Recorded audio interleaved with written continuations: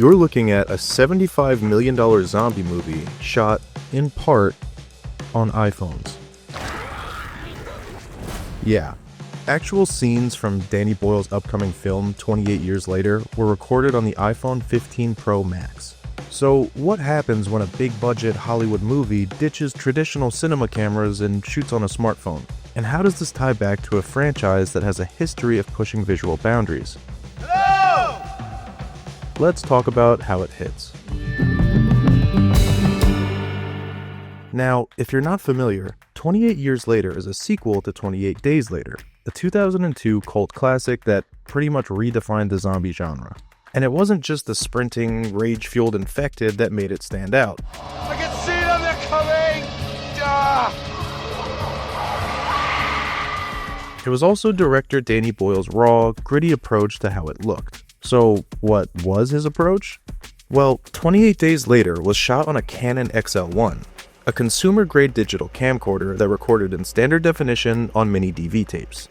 That might not sound like a big deal now, but in 2002, it was pretty much unheard of. Big Hollywood movies were still shooting almost exclusively on 35mm film, and digital video was mostly reserved for home movies or low-budget indie films. The only other film dabbling in digital that year was, Attack of the Clones. And even that production used like custom-built prototype HD cameras built by Sony and Panavision, so not a $4,000 consumer-grade camcorder. At the time, Hollywood was still big on glossy, pristine imagery. But Boyle and his longtime cinematographer, Anthony Dodd Mantle, wanted grit. And maybe a bit of chaos. The low-res, grainy footage gave the movie this raw, almost documentary-style feel, like it could have been found footage. And it worked.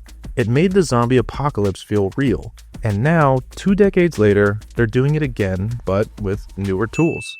This time, instead of a grainy camcorder, it's the iPhone 15 Pro Max. Filming took place over the summer of 2024, and while most people assumed the movie was being shot on the usual cinema gear, RE cameras, Reds, whatever, it turns out a lot of that was just camouflage. Here, zoom into some paparazzi set photos, and you might see the giveaway. A professional lens mounted to what looks like a traditional rig. But what's inside the cage? What's in the box? That's not a camera. It's a phone. To be clear, not the whole movie was shot on an iPhone. There's still a mix of traditional cinema cameras and drones, but key scenes, including some high-intensity sequences, used smartphones and custom-built rigs. One setup even mounted 20 iPhones at once to capture a sort of Matrix-style bullet time effect.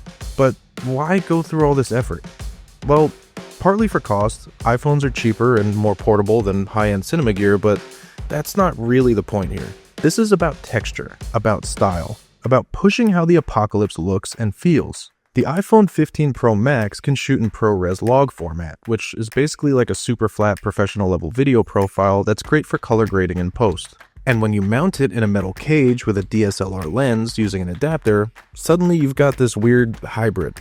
A phone capturing cinema-quality footage with the freedom of something like a GoPro. Small cameras means you can squeeze into tight spaces, move through more chaotic scenes, or strap the thing onto weird angles without needing a giant crew. It opens up visual possibilities. So it's not just a gimmick, it's a tool. And a pretty practical one. But what makes this extra cool is that it completes a kind of tech circle. 28 Days Later helped redefine horror using a janky, low-res camcorder. Now, 28 years later, is trying something equally bold, using cutting-edge phones in creative, unorthodox ways.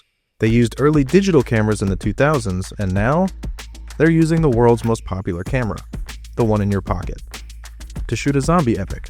28 Years Later is the first in a brand new trilogy, all written by Alex Garland, who also wrote the original.